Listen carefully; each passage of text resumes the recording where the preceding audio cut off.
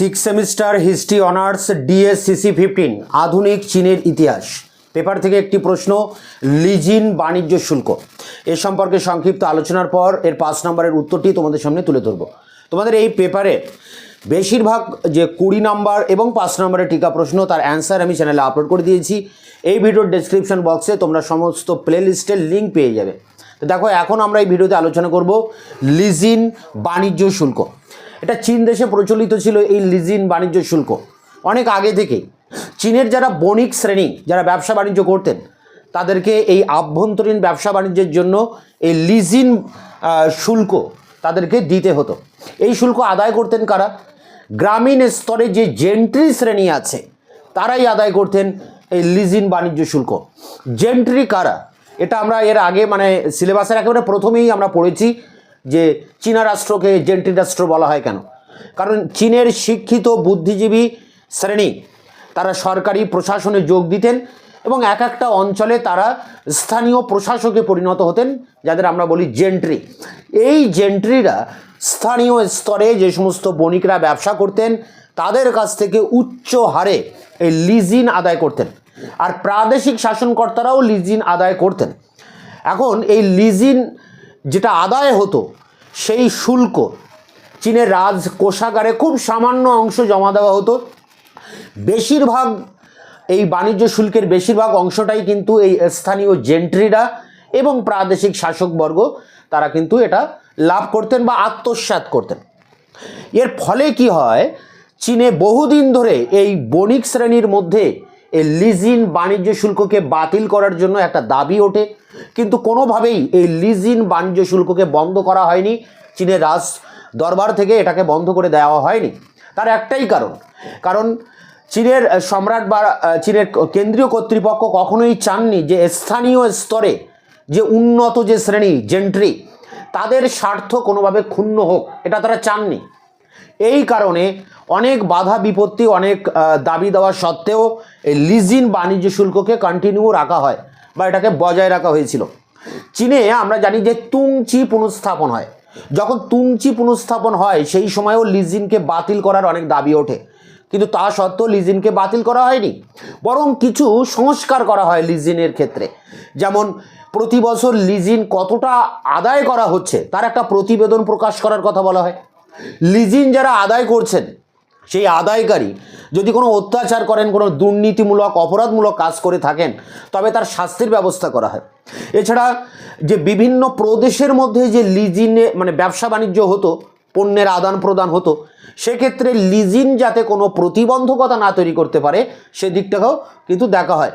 এবং এই লিজিন আগে স্থানীয় স্তরে জেন্ট্রিরা আদায় করতেন, এখন সেটা করে দেওয়া হলো যে লিজিন আদায় করবে একমাত্র প্রাদেশিক শাসনকর্তা। এইভাবে 4টি সংস্কার করা হয় এই লিজিনের ক্ষেত্রে। কিন্তু এই লিজিন বাণিজ্য শুল্ক বিভিন্নভাবে এর বিরুদ্ধে নানা রকম আপত্তি সত্ত্বেও লিজিন কিন্তু বহাল ছিল। এর ফলে কি হলো? এর ফলে যেটা হয় যে চীনের যে উদ্যোগপতি, নতুন যে নব উত্থিত বুর্জুয়া শ্রেণী, বণিক শ্রেণী, এদের কিন্তু আবির্ভাব হয়নি। চীনে কোনো সংগঠিত বণিক শ্রেণীর আবির্ভাব হয়নি শুধু এই লিজিন বাণিজ্য শুল্কের কারণে।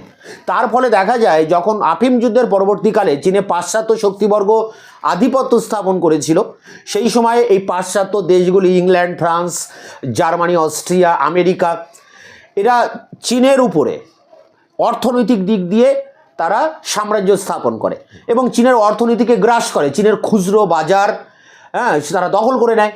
চীনের যত বিনিয়োগ আছে, শিল্প, কলকারখানা, রেলপথ, যত বিনিয়োগ আছে, খনি উত্তোলন, সবটাই কিন্তু বিদেশি শক্তির অধিকারে চলে গিয়েছিল। চীনে সেইভাবে কোনো শক্তিশালী বণিকরা ছিল না।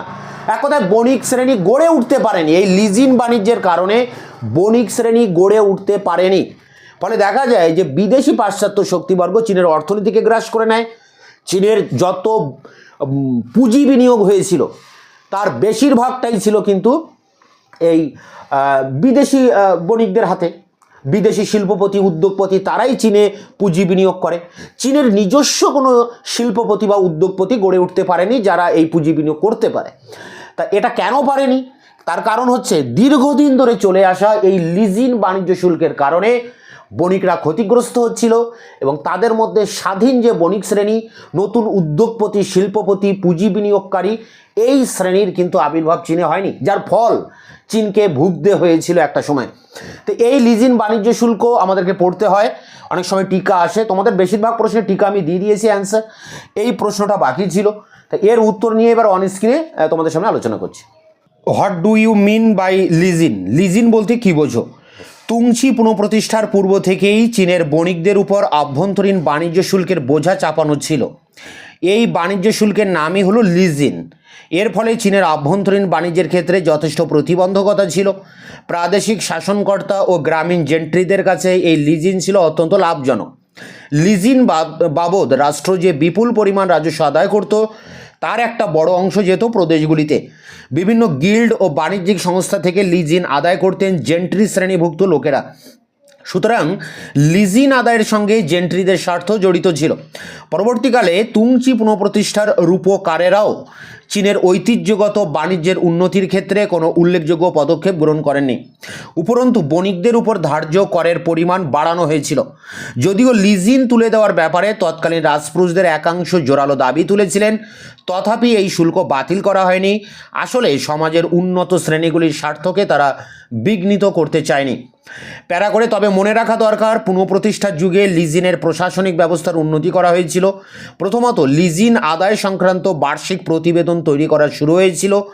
দ্বিতীয়ত বাণিজ্যিক পণ্য এক অঞ্চল থেকে অন্য অঞ্চলে নিয়ে যাওয়ার ক্ষেত্রে লিজিনের প্রতিবন্ধকতা অনেকটা কমিয়ে ফেলা হয়েছিল। তৃতীয়ত লিজিন আদায়ের ক্ষেত্রে বাড়াবাড়ি হলে সংশ্লিষ্ট আদায়কারীর বিরুদ্ধে শাস্তিমূলক ব্যবস্থা গ্রহণের নিয়ম চালু করা হয়েছিল।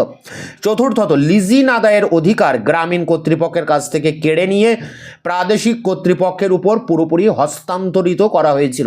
প্যারা করে দেখো শেষ প্যারা।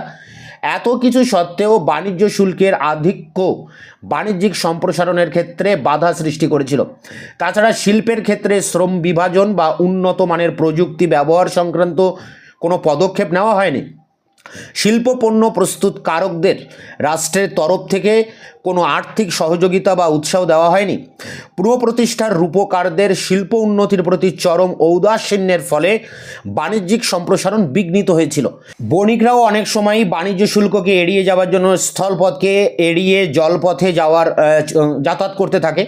কনফুসীয় মতাদর্শের দ্বারা প্রভাবিত চীনা রাজপুরুষদের বাণিজ্য ও শিল্প উন্নয়নের প্রতি নির্লিপ্ত দৃষ্টিভঙ্গি চীনে কোনো উদ্যোগী বণিক শ্রেণী গড়ে তুলতে দেয়নি। উদ্যোগী বণিক শ্রেণীর এই অভাবই ঊনবিংশ শতকের দ্বিতীয়ার্ধে চীনের শিল্পের উন্নতি ও পুঁজিবাদের বিকাশের ক্ষেত্রে প্রধান প্রতিবন্ধকতার সৃষ্টি করেছিল। তো এই ছিল লিজিন বাণিজ্য শুল্কের উপর 5 নম্বরের টিকা প্রশ্ন। এটি সংগ্রহ করে পরীক্ষার প্রস্তুতি নাও। দেখা হচ্ছে অন্য ভিডিওতে।